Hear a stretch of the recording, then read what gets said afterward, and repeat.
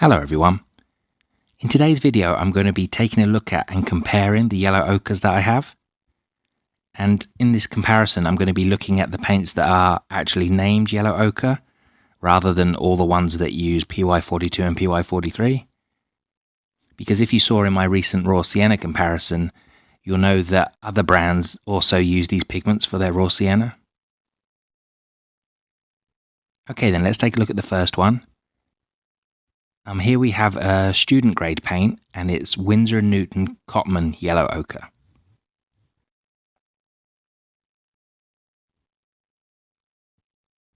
And this one is made from PY42, which is the synthetic yellow iron oxide.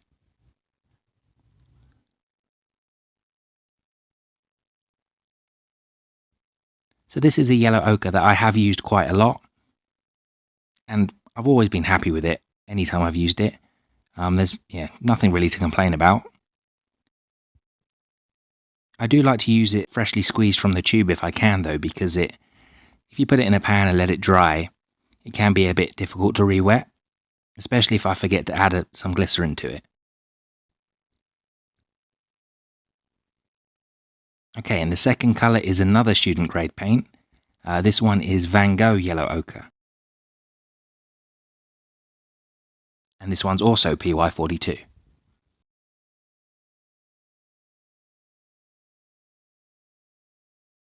So this is another yellow ochre I've used quite a bit. In fact, I've gone through a tube or two of all of these first 4 yellow ochres. I use either a yellow ochre or raw sienna as my main yellow on my palette, so I do tend to burn through them pretty quick.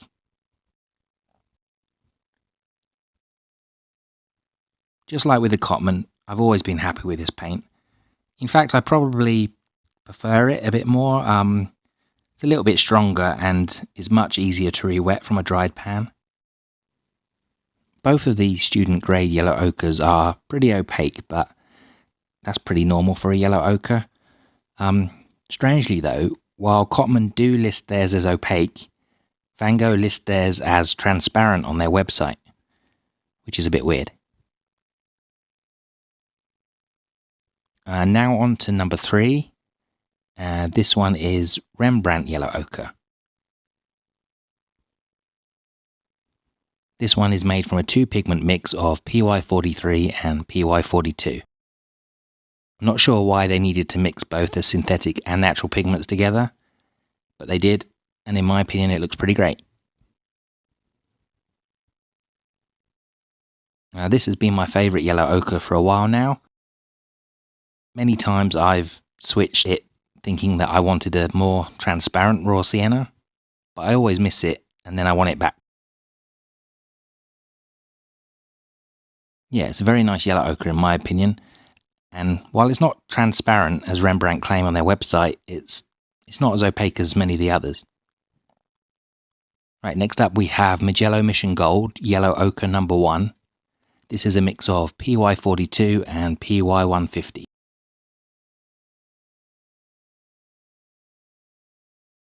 So in kind of typical Mijello fashion, the earth colour is never simple, or what you would expect. For some reason they decided to add nickel azo yellow to the PY42. As you can see, it makes it a bit more yellow, I guess, and gives it a bit more of a glow. Saying that though, I do quite like it, and I've used it quite a lot. I think it's great as the only yellow on my palette, as the PY150 helps me to mix some interesting greens. Mijello do also have a single pigment yellow ochre. I've never tried it though. It's called Yellow Ochre number 2, and it's made from PY42.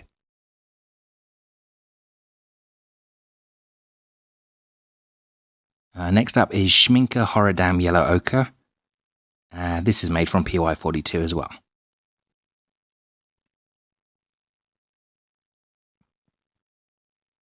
I haven't used this one very much yet. It's part of a half-pan set I got not that long ago.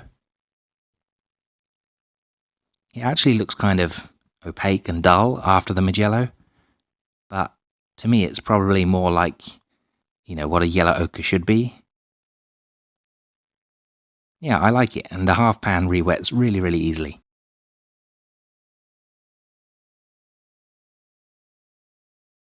Okay, and the final paint is Roman Szmal yellow ochre. This one is made from PY43, which is the natural yellow iron oxide. This is the only single pigment yellow ochre I have that uses the natural pigment. As far as I can tell, there's not a huge amount of difference between the two, at least when looking at the ones I have here.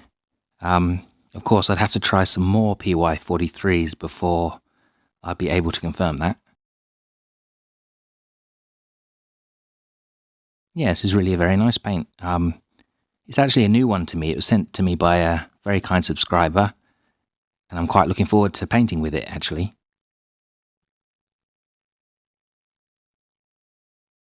Okay, that's all of them painted out. And here they are when completely dry.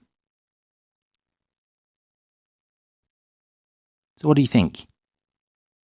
I mean, they all look pretty different to me. Both the student grade paints look the most opaque, especially the Van Gogh. But yeah, they've been perfectly usable to me anytime I've used them. I love the Rembrandt still, probably because it's the one I'm most familiar with. Yeah, and it definitely looks the least opaque to me.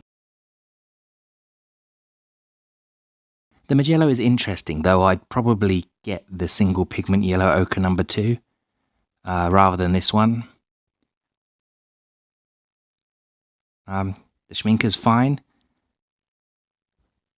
As I said before, it looks a bit dull and opaque after the Rembrandt and Mijellos, but it's probably more true to how a yellow ochre should look. And then finally we have the Roman Szmal. To me this one looks pretty similar to the Schmincke, though yeah, maybe it's a little bit brighter.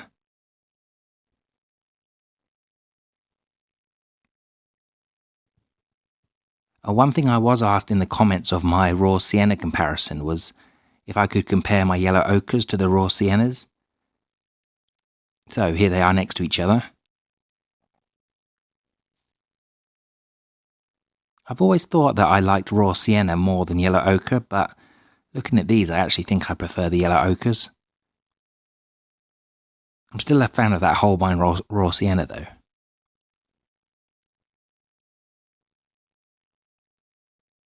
So what are your views on these yellow ochres? I'd say the Rembrandt is still my favourite. It just has that something about it that appeals to me. It might be because it's less opaque. It kind of has more life to it. What do you think? Which colour do you prefer between yellow ochre and raw sienna? And are there any other brands of yellow ochre you think I should try? Let me know in the comments.